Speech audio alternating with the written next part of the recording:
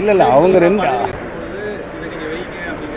இல்ல ரகசியம் இல்ல, அது ஓப்பனாக தான் சொன்னார். ஏற்கனவே பல முன்னால் சொன்ன பேட்டிலாம் சொல்லியிருக்கிறேன்.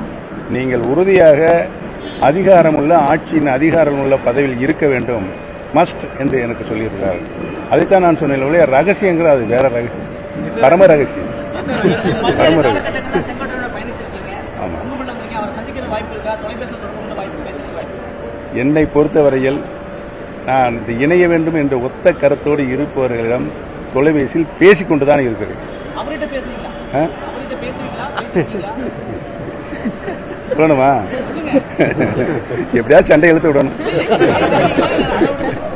அவர் மேல நடவடிக்கை எடுக்கணும்.